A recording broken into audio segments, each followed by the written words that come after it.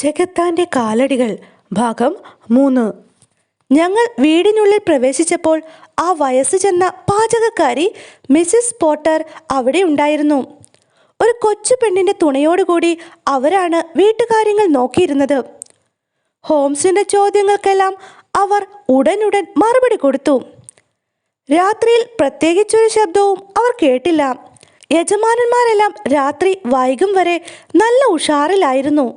അവരെ ഇത്രത്തോളം ഉല്ലാസവാന്മാരായും ഉന്മേഷചിത്തരായും അതിനു മുമ്പ് ഒരിക്കലും കണ്ടിട്ടില്ല.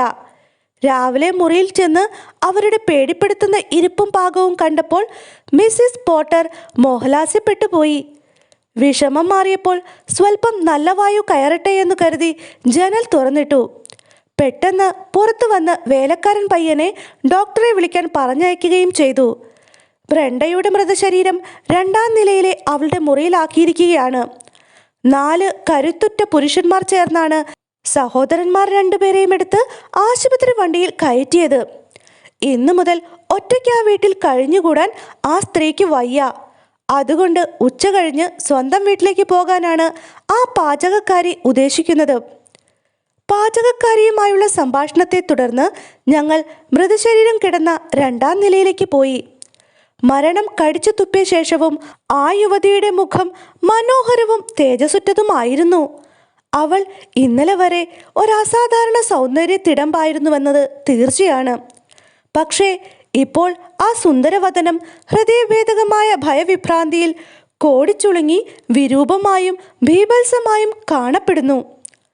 ആ മുറിയിൽ നിന്ന് ഞങ്ങൾ താഴേക്കിറങ്ങി. ദുരന്ത സംഭവത്തിൻ്റെ യഥാർത്ഥ രംഗവേദിയായിരുന്ന ഇരിപ്പ് മുറിയിലേക്ക് പോയി. രാത്രി മുഴുവൻ കത്തിയെരിഞ്ഞ തീയുടെ കരിയും ചാരവും നെരിപ്പോടിനു ചുറ്റും കൂടിക്കിടന്നിരുന്നു. മേശപ്പുറത്ത് 4 മെഴുകുതിരികൾ കത്തിത്തീർന്ന് മെഴുകുരുകി ഉറച്ച നിലയിൽ കണ്ടു. കളിച്ചീട്ട് മേശപ്പുറം മുഴുവൻ നിരന്ന് പരന്നു കിടന്നു.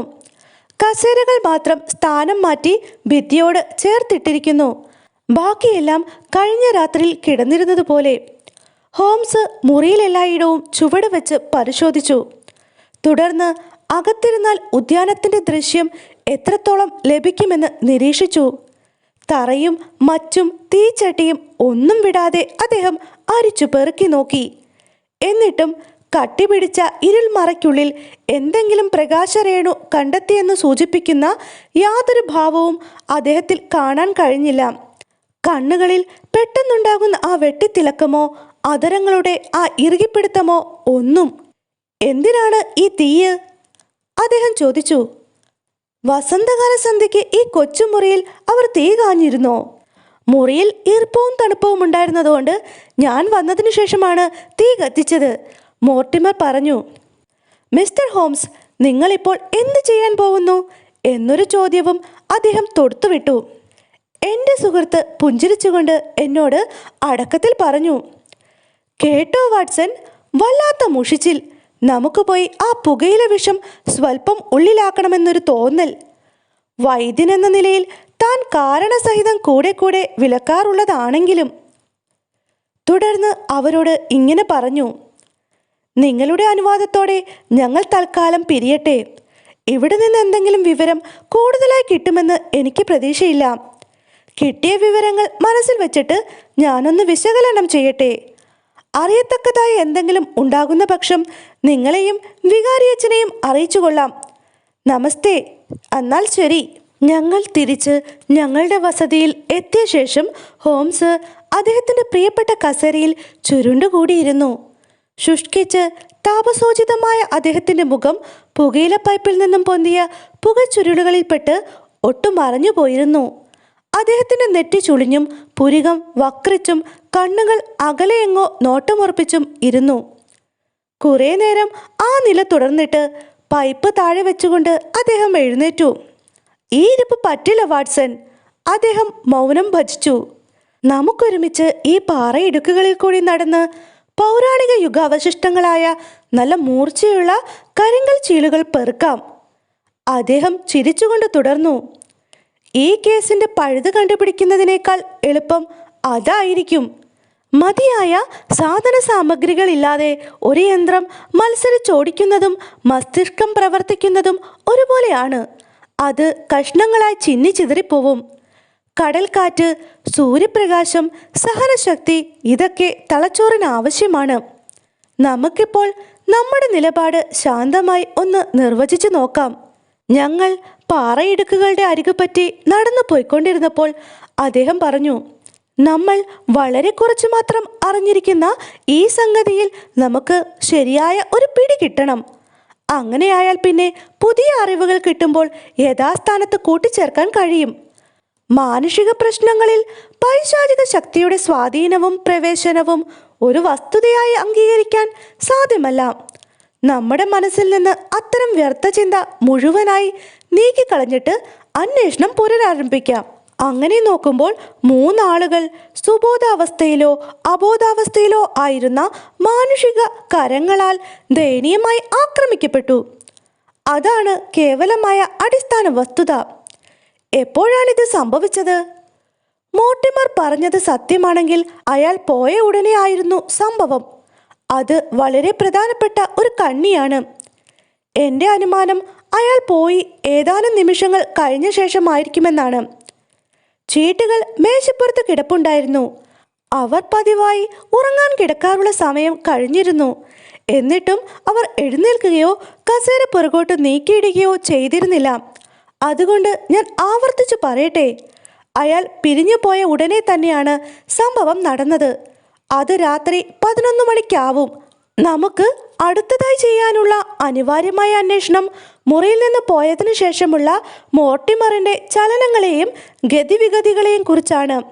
അതിൽ പറയത്തക്ക പ്രയാസമോ സംശയമോ ഞാൻ കാണുന്നില്ല. ഞാൻ ആ ജലപാത്രം മറിച്ചിട്ടതെന്തിനാണെന്ന് വാട്സന് മനസ്സിലായി കാണുമല്ലോ. അതുകൊണ്ട് മറ്റു വിധത്തിൽ എടുക്കുന്നതിനേക്കാൾ വ്യക്തമായി അനായാസമായി അയാൾ പോലും അറിയാതെ അയാളുടെ കാലടിപ്പാട് നനഞ്ഞ മണ്ണിൽ നടപ്പാതയിൽ പതിഞ്ഞു കിട്ടി. ഇന്നലെ രാത്രിയിലും മഴയുണ്ടായിരുന്നല്ലോ.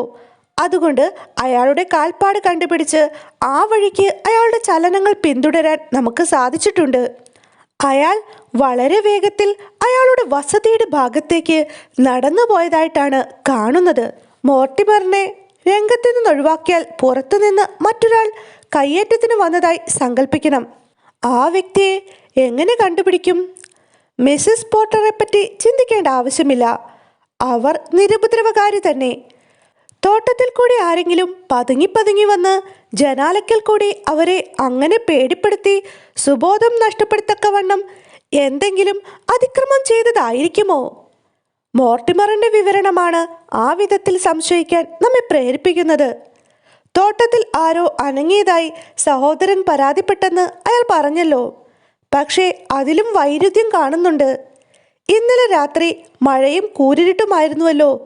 ജനലിൻ്റെ ഭാഗത്ത് ഒരു ഇളം തെണ്ണയുണ്ട്. അങ്ങനെ ആരെങ്കിലും വന്നിരുന്നുവെങ്കിൽ വെറുതെ തോട്ടത്തിൽ നിൽക്കാതെ ഇളം തെണ്ണയിൽ കയറി നിൽക്കുമായിരുന്നു. പക്ഷേ അവിടെ മനുഷ്യൻ്റെ കാൽപ്പാട് പതിഞ്ഞ അടയാളമൊന്നും കണ്ടിട്ടില്ല. മാത്രമല്ല, അങ്ങനെ ഒരാൾ വരാനും ഇതുപോലൊരു സാഹസത്തിന് തുനിയാനും തക്ക ലക്ഷ്യമോ സാധ്യതയോ കാണുന്നില്ല. വാട്സൺ എന്ത് തോന്നുന്നു? അങ്ങനെ തന്നെ എനിക്കും തോന്നുന്നു ഹോംസ്. എങ്കിലും അല്പം ചില തെളിവുകൾ കൂടി കിട്ടിയാൽ നമുക്ക് ഈ വൈതരണി കടന്നുകൂടാൻ കഴിയുമെന്ന് എനിക്ക് വിശ്വാസവും തോന്നുന്നുണ്ട്. ചിലപ്പോൾ തനിക്ക് തന്നെ മറഞ്ഞു കിടക്കുന്ന ചില രഹസ്യങ്ങൾ കണ്ടുപിടിക്കാൻ കഴിഞ്ഞേക്കും. തനിക്കുമുണ്ടല്ലോ ചില പ്രത്യേക വിരുദുകൾ. ഏതായാലും വ്യക്തമായ കൂടുതൽ തെളിവുകൾ കിട്ടുന്നതുവരെ ഈ കേസ് മാറ്റിവെച്ചിട്ട് തൽക്കാലം നമുക്ക് നവീന ശിലായുഗ നരവംശത്തെ പറ്റിയുള്ള ഗവേഷണം തുടരാം, അല്ലേ? എൻ്റെ സുഹൃത്തിൻ്റെ മാനസികമായ അനാസക്തിയെപ്പറ്റി എനിക്ക് മതിപ്പുണ്ടായിരുന്നുവെങ്കിലും കോൺവാളിലെ ആ വസന്തകാല പ്രഭാതവേളയിൽ പരിഹാരം പ്രതീക്ഷിക്കുന്ന അതീവ നിഗൂഢതയാർന്ന ഒരു കേസുണ്ടായിട്ടുകൂടി അദ്ദേഹം 2 മണിക്കൂർ നേരം കല്ലുളി, അമ്പുമുന, ഉടഞ്ഞ മൺപാത്രങ്ങൾ മുതലായ പുരാവസ്തുക്കൾ തേടി നടന്നതിൽ എനിക്ക് അതിയായ അത്ഭുതം തോന്നി. ഞങ്ങൾ തിരിച്ച് താമസ സ്ഥലത്തെത്തിയപ്പോൾ അവിടെ ഞങ്ങളെ പ്രതീക്ഷിച്ച് ഒരാൾ കാത്തിരിപ്പുണ്ടായിരുന്നു.